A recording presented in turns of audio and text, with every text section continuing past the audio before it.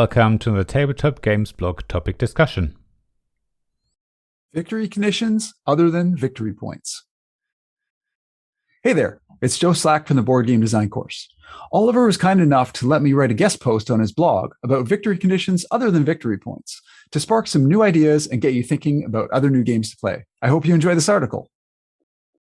Victory points, VP, are so common in modern board games, along with the condition that the player at the end of the game with the most VP is declared the winner.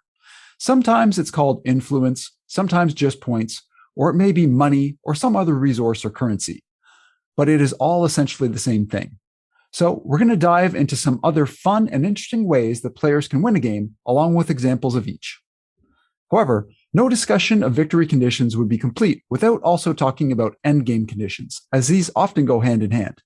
Quite often, this endgame condition will determine the winner, while other times it signals that the game is over, or that players have some number of turns left, whether this is for all players other than the player who triggered the end of the game, or all players who hadn't played yet this round, to ensure all players get an equal number of turns.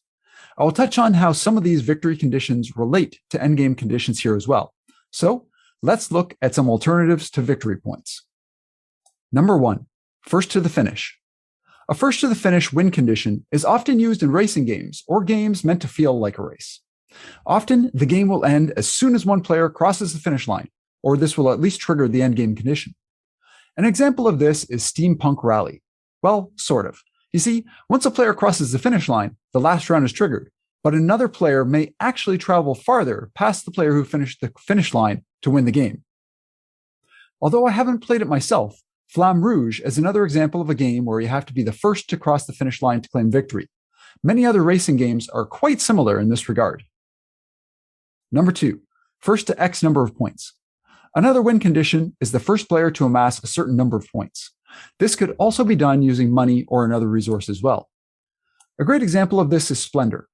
In Splendor, when a player gets 15 points, all other players who haven't played yet this round get one more turn. The winner is the player with the most points.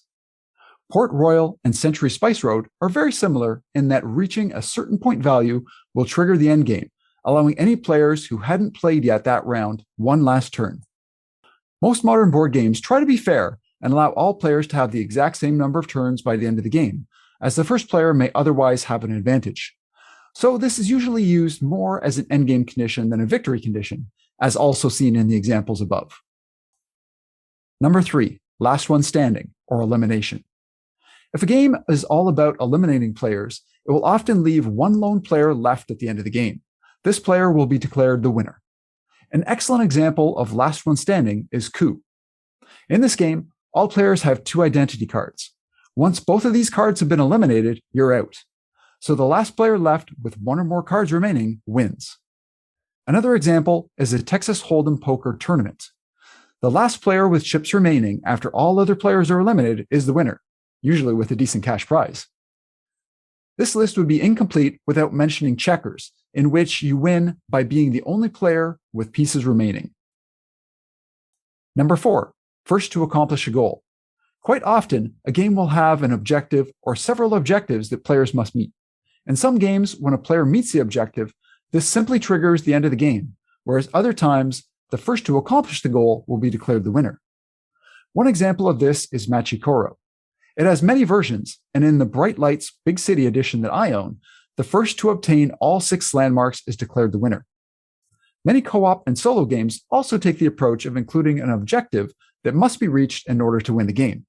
In Pandemic, you must cure all 4 diseases. In Flashpoint Fire Rescue, you must save 7 people or animals. In Cristallo, you must defeat the dragon. Conversely, many co-op games also have losing conditions, often multiple, such as running out of cards, using up all of one component, or a danger level that is increased too high. Number 5, other victory conditions and variants. Quite often, a game will have an end game or victory condition that will be some variation of one of the above or with some other twist. One that is sometimes common in card games is the first to shed all cards. Uno, President, and New Year's Eve are good examples of this. Or rather than trying to attain the highest score, some games push you to get the lowest score among all players, such as dominoes or the sport of golf. Blockus also essentially does this, as you want to have the least remaining pieces. Ending the game with the majority is a victory condition in some classic games like Go and Othello.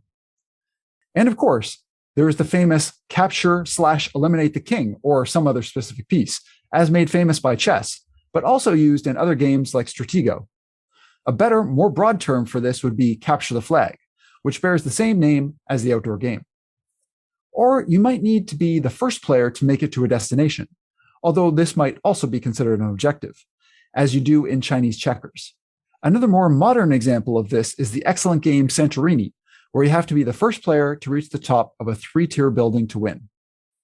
Another objective is to get a certain number of pieces in a row, as you do in tic-tac-toe and Connect 4.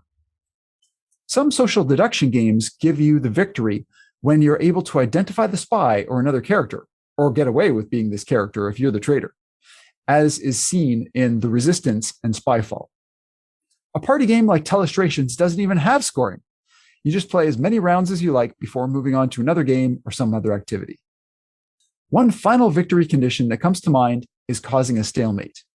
You're awarded the victory when your opponent can no longer make a legal move. This is another possible winning condition in checkers, in addition to elimination. However, I'm at a loss to think of other games that use this as a victory condition.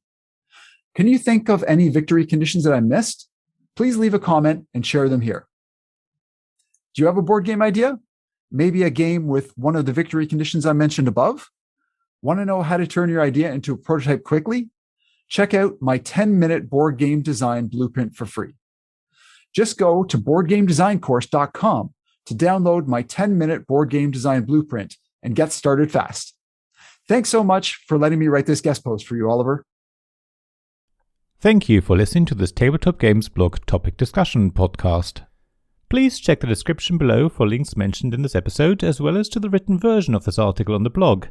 If you enjoyed this episode, please subscribe, give us some stars, or leave a review.